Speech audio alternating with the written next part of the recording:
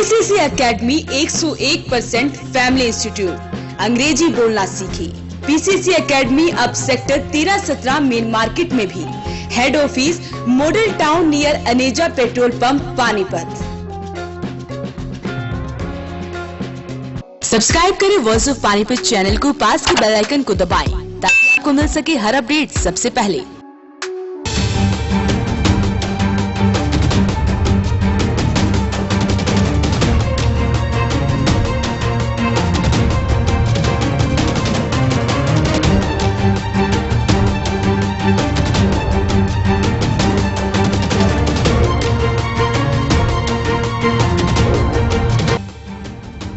सिरसा का चुनाव दिलचस्प होता जा रहा है। मुख्य मुकाबला कांग्रेस और भाजपा में है। कांग्रेस के प्रत्याशी गांव-गांव में जाकर अपने पक्ष में वोट डालने की अपील कर रहे हैं।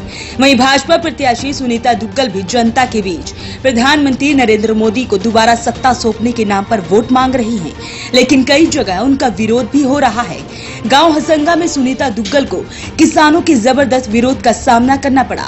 सुनीता दुग्गल गांव में वोटों की अपील करने पहुंची थी और इस दौरान वह हसंगा में फसल खरीद केंद्र की ओर पहुंची तो किसानों ने भाजपा उम्मीदवार का विरोध करना शुरू कर दिया और कहा कि आपकी सरकार में किसानों को परेशान होना पड़ रहा है।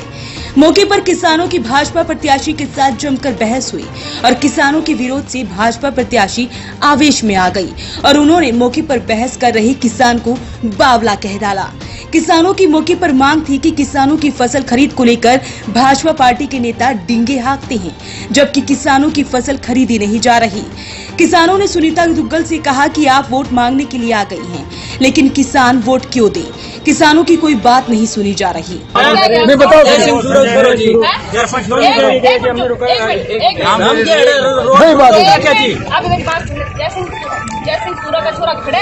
खड़ा कौन जी? वो फिर मंत्री जी थारा पद भी थारा पद भी थारा पद भी थारा पद भी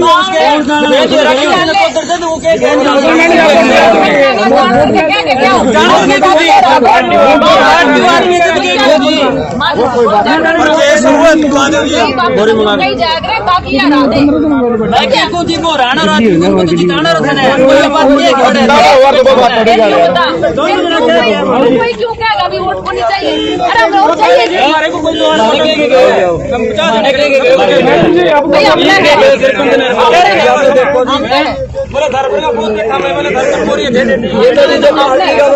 ये बात थोड़ा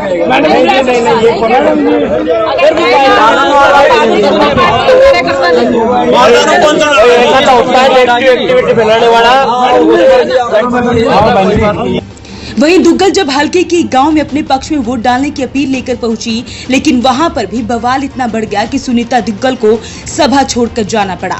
आज हमारे देश के अंदर आपको शब्द मैं समझता हूँ, आज 40 जवान हमारे देश के अंदर मरे हैं, उनके लिए 2 मिनट आप मौन सौंप करें।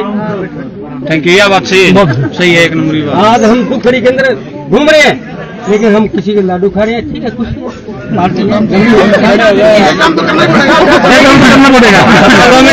सही है, सही बात है यार, अपना नहीं आप सही कह रहे हो। मैं दुग्गल साहब से कहना चाहता हूँ, सन 77 के अंदर में चाचा शोपाल के इलेक्शन लड़ा, फिर से चेयरमैन बने, फिर से इनके बाद सुविधा डांगा चेयरमैन बने। मैं बहन दुग्गल से ये पूछना चाहता हूँ, रतिया हल्के के अंदर आपने हरिजन SBC कितने ग्रांट दवाए, किसी लड़के नौकरी लगाई?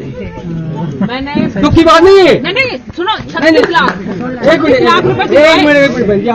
जिले में 36 लाख रुपए दिलवाया। 36 लाख ये है, लेकिन जब आपके पास कोई हमारा देकर जाता है, उनके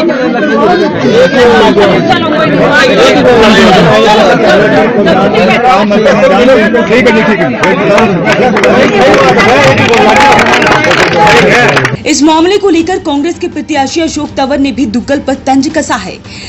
अशोक का कहना है कि बीजेपी अपनी हार को देखकर बौखला गई है। उनका कहना है कि जो पार्टी किसानों के नाम पर वोट मांगती है, उन्हें भी बावला कहती है। तंवर का कहना है कि हरियाणा की जनता समझ चुकी है, उन्हें पता है कि किसके साथ खड़ा होना है। मायूसी में दिमाग का संतुलन खो जाता है, तो किसानों को कहते हैं बावड़ा। अरे भाई बावड़े, इनको जिन्होंने आपको वोट दी, आपको जो है थोड़ी सी सीटों से उठा करके आपको पूर्ण बहुमत दे दिया, उनको बावड़ा कहते हो? अरे बावड़े जो है अब क्या इलाज करेंगे धारा? कितने शाणे लोग हैं ये अब बताने का काम करेंगे। कहीं वो कुछ बोलते हैं, कहीं कुछ बोलते हैं।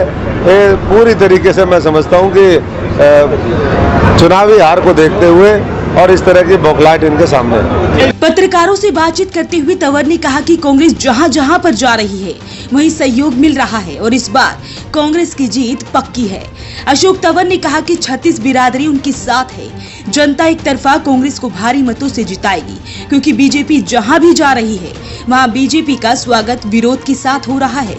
चुनाव तो देख रहे हैं, कांग्रेस जहाँ जा रही है वहाँ स्वागत ही स्वागत है। लोगों का जनसमूह समर्थन और एडवांस जीत का एक जश्न। और भारतीय जहाँ जहाँ जा रही है, जहाँ भारतीय जनता पार्टी वहाँ वहाँ विरोध। आज जो किसानों की अनदेखी इस सरकार ने की है, लगातार मंडियों में जिस तरीके से किसान का आड़ती का मजदूर का शोषण हुआ है, तो आज भी यहाँ पर चौपटा में ये जो 45 की धरती है, यहाँ पर भी आज भारतीय जनता पार्टी का स्वागत वो विरोध के साथ हुआ। और कार्यालय उद्घाटन करने आए थे, तो मैं समझता हूँ कि जब लोग बड़े बड़े वायदे करके और बड़े बड़े धोखे देते हैं तो उनका बहुत बड़ा विरोध होता है। पूर्व एमएलए, पूर्व विधायक, पूर्व मंत्री, सबका समर्थन और कार्यकर्ताओं की कड़ी मेहनत, ये जीत, बड़ी जीत, अभूतपूर्व जीत इस संसदीय क्षेत्र में आज तक कभी कांग्रेस की इतनी बड़ी जीत नहीं होगी जितनी जीत इस बार ये सब लोग मिलकर के सुनिश्चित करना चाहते हैं। तो अच्छे संकेत है, बदलाव होगा। राहुल जी देश के प्रधानमंत्री बने। सोमनाथ कहाँ था भाई जब 5 साल पूरा देश रोया? बताओ आप।